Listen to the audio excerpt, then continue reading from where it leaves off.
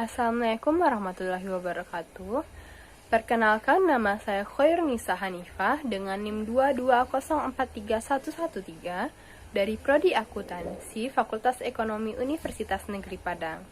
Baiklah, pada kesempatan kali ini saya akan menjelaskan tentang konsep dasar dari mata kuliah Hukum Bisnis dan Regulasi dengan dosen Ibu Dewi Febriani, SE MSI. Baiklah, pada kali ini saya akan menjelaskan 5 bagian. Yang pertama pengertian, yang kedua sumber, yang ketiga sistematika, yang keempat subjek dan objek, serta yang kelima sistem hukum. Baiklah, mari kita mulai dengan pengertian.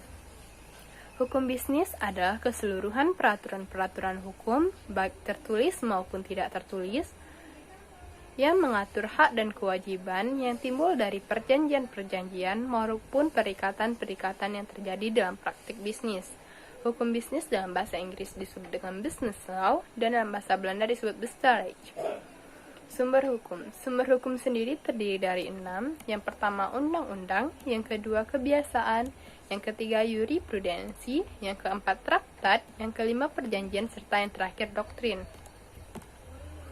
Yang pertama, undang-undang. Undang-undang atau perundang-undangan adalah peraturan perundang-undangan yang dibentuk oleh DPR dengan persetujuan Presiden. Undang-undang memiliki kedudukan sebagai aturan bagi masyarakat untuk konsolidasi dalam politik dan hukum serta mengatur kehidupan bersama dalam mewujudkan tujuan negara. Peraturan perundang-undangan dihasilkan dengan 3 sifat, yaitu bersifat umum dan komprehensif, bersifat universal untuk menghadapi peristiwa yang akan datang yang belum jelas bentuk konkretnya, serta memiliki kekuatan mengoreksi dan memperbaiki dirinya sendiri adalah lazim jika peraturan mencantumkan klausul yang memungkinkan dilakukan peninjauan kembali. Yang kedua adalah kebiasaan. Kebiasaan dapat diartikan sebagai suatu perbuatan yang dilakukan berulang-ulang berdasarkan tingkah laku yang tetap, lazim, serta normal. Kebiasaan dapat menjadi sumber hukum menurut sistem hukum di Indonesia. Salah satunya yaitu hukum adat. Yang ketiga adalah jurisprudensi, yaitu keputusan-keputusan dari hakim terdahulu untuk menghadapi suatu perkara yang tidak diatur dalam undang-undang. Keputusan ini dijadikan sebagai pedoman bagi para hakim lain untuk menyelesaikan suatu perkara yang sama. Hal ini didasarkan dengan berbagai faktor dan pertimbangan. Yang pertama pertimbangan psikologis, yang kedua pertimbangan praktis, dan yang ketiga pendapat yang sama. Jurisprudensi terbentuk akibat undang-undang yang kurang jelas dan menyebabkan hakim kesulitan dalam membuat keputusan. Hakim kemudian membuat suatu hukum baru dengan mempelajari putusan hakim terdahulu untuk mengatasi perkara yang sedang dihadapi. Maka putusan hakim terdahulu inilah yang disebut dengan jurisprudensi. Yang keempat adalah traktat. Traktat adalah perjanjian yang dibuat antar negara yang dituangkan dalam bentuk tertentu. Sebagaimana disebutkan dalam Undang-Undang Dasar 1945 Pasal 11 yang berbunyi, Presiden dengan persetujuan DPR menyatakan perang, membuat perdamaian dan perjanjian dengan negara lain. Yang kelima adalah perjanjian, dan yang keenam adalah doktrin. Doktrin yaitu pernyataan yang dituangkan ke dalam bahasa oleh semua ahli hukum. Hasil pernyataan tersebut disepakati oleh seluruh pihak. Umumnya, penyelesaian perkara didasari oleh undang-undang, perjanjian internasional, dan jurisprudensi. Akan tetapi, jika ketiga sumber tidak dapat memberi jawaban, maka pendapat para ahli hukum dapat dipertimbangkan. Pendapat ahli hukum yang dapat menjadi doktrin adalah pendapat yang telah menjadi keputusan hakim. Baiklah, yang selanjutnya adalah sistematika hukum. Sistematika hukum sendiri terdiri dari 2. Yang pertama hukum publik, dan yang kedua hukum privat.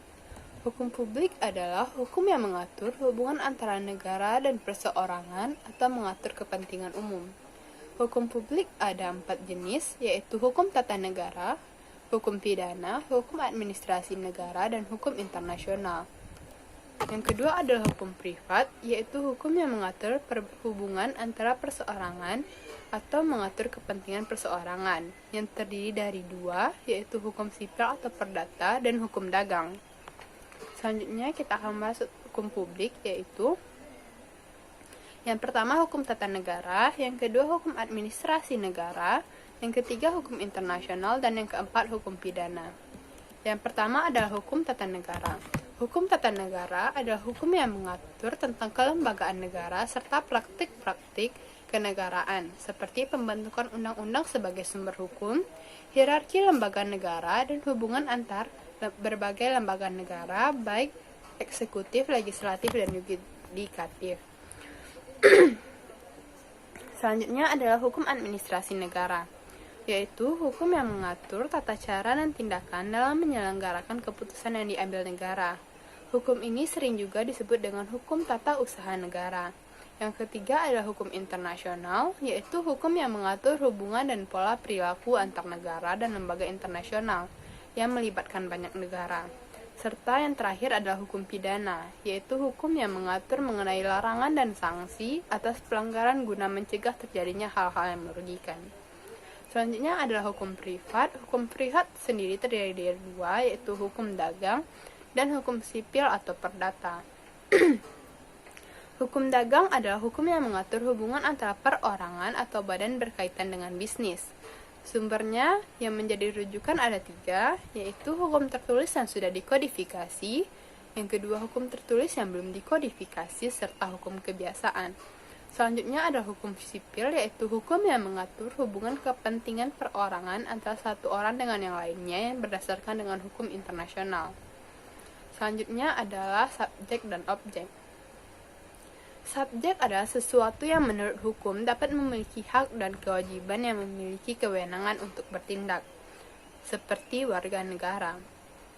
Sedangkan objek adalah segala sesuatu yang bisa berguna bagi subjek hukum dan dapat menjadi pokok suatu hubungan hukum yang dilakukan subjek hukum. Biasanya dinamakan dengan benda atau hak yang dikuasai oleh subjek hukum. Baiklah, selanjutnya kita akan membahas tentang sistem hukum. Sistem hukum sendiri yaitu terdapat dari beberapa komponen. Yang pertama adalah materi hukum, yang kedua aparatur hukum, yang ketiga budaya hukum, yang keempat sarana dan prasarana hukum, serta yang kelima pendidikan hukum. Materi hukum yaitu kaidah-kaidah yang ada di peraturan perundang-undangan, baik tertulis maupun tidak tertulis, yang berkembang di masyarakat yang berbangsa dan bernegara. Selanjutnya adalah aparatur hukum, yaitu yang mempunyai tugas dan fungsi untuk penyuluhan, penerapan, penegakan, dan pelayanan hukum. Sedangkan budaya hukum terdiri dari pemikiran manusia yang mengatur kehidupan dan juga sikap terhadap hukum dan sistem hukum, kepercayaan, nilai, pemikiran, dan harapan. Yang keempat adalah sarana dan prasarana hukum, yaitu meliputi hal-hal yang bersifat fisik, dan yang kelima adalah pendidikan hukum. Selanjutnya adalah hukum dan masyarakat. Kodratnya manusia itu tidak bisa hidup sendiri, yaitu manusia adalah makhluk sosial. Agar tujuan itu tercapai, maka harus ada norma-norma yang mengaturnya. Norma atau kaidah sosial adalah suatu pedoman atau peraturan hidup yang menentukan bagaimana manusia harus bertingkah laku dalam masyarakat, agar tidak merugikan orang lain. Ada 2 jenis norma atau kaidah sosial. Yang pertama adalah yang bersangkutan dengan aspek kehidupan pribadi, misalnya norma agama dan norma kesusilaan. Sedangkan yang kedua adalah yang bersangkutan dengan aspek kehidupan antar pribadi, yaitu norma sopan santun dan norma hukum. Yang pertama, norma keagamaan atau kepercayaan. Yang kedua, norma kesusilaan. Yang ketiga, norma sopan santun. Dan yang keempat, norma hukum. Norma agama adalah norma yang berisi larangan dan perintah dari Tuhan. Sedangkan norma kesusilaan adalah norma yang berasal dari hati nurani manusia. Norma sopan santun adalah norma yang timbul dan diadakan oleh masyarakat untuk mengatur pergaulan hidup setiap masyarakat. Dan norma hukum adalah aturan resmi yang dibuat oleh penguasa atau pemerintah yang bersifat memaksa dan mengikat. Sekian yang dapat saya sampaikan. Maaf apabila ada kesalahan dan semoga bermanfaat. Assalamualaikum warahmatullahi wabarakatuh.